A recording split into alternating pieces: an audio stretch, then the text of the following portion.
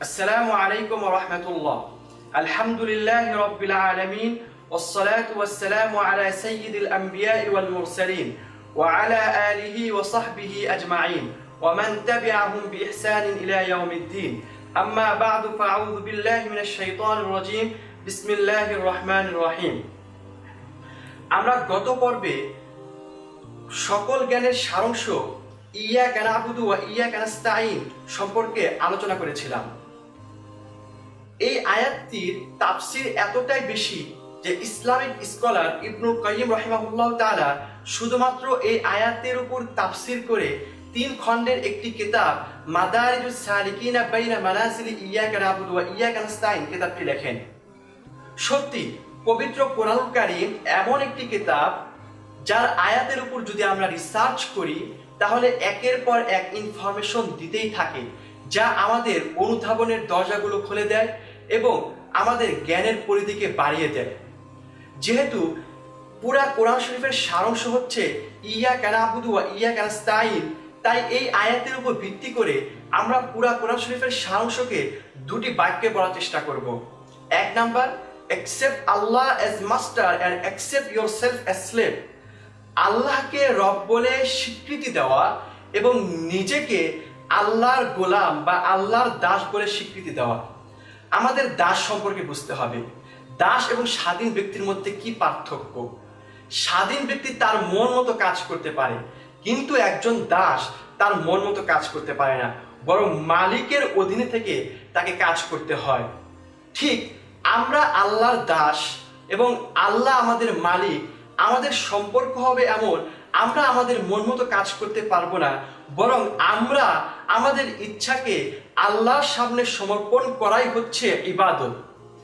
ইবাদত শব্দের সাথে ইসলাম শব্দের অনেকটাই মিল রয়েছে। ইবাদত শব্দটি আব্দুন থেকে নির্গত হলে অর্থ হয় আল্লাহর সামনে নিজের ইচ্ছাকে সমর্পণ করা। অপরদিকে ইসলাম শব্দটি যদি সালামুন থেকে নির্গত হয় তাহলে অর্থ হয় পিচ বা শান্তি, আর যদি সিলমুন থেকে নির্গত হয় তাহলে হয় সাবমিশন বা সমর্পণ। যদি ইসলাম শব্দের দুটি অর্থ পিচ অ্যান্ড সাবমিশন, এই দুটাকে একত্র করে যদি আমরা অর্থ করি তাহলে এরকম হয় যে আল্লাহর সামনে নিজের ইচ্ছাকে সমর্পণ করে দুনিয়া ও আখিরাতের সফলতা ও শান্তি অর্জন করাই হচ্ছে ইসলাম। এই দৃষ্টিকোণ থেকে ইসলাম এবং ইবাদতের মধ্যে সুন্দর চমৎকার মিল রয়েছে। আমাদের দ্বিতীয় নাম্বার বাক্য হবে, this guidance is only beneficial to people who accept themselves as slave. যে এই কোরআন তাদেরই উপকারে আসবে যারা নিজেকে আল্লাহর দাস বলে স্বীকৃতি দিয়েছে। সুতরাং আমরা কোরআন পড়ার সময়, কোরআন অনুধাবন করার সময় যদি আমরা নিজেকে সমর্পণ না করি তাহলে আমাদের উপকারে আসবে না। তাই আমাদের কোরআন পড়ার সময় আমাদেরকে সমর্পণ করতে হবে। আমরা এই দুটো বাক্যকে যদি একত্রে করি তাহলে এরকম হবে যে আল্লাহকে রব বলে স্বীকার করা এবং নিজেকে আল্লাহর দাস বলে স্বীকৃতি দিয়ে কোরআন থেকে উপকৃত হওয়াই পুরা কোরআন শরীফের মূল লক্ষ্য। আমাদের পুরা কোরআন শরীফের মূল লক্ষ্যই হচ্ছে কোরআন থেকে উপকৃত হওয়া।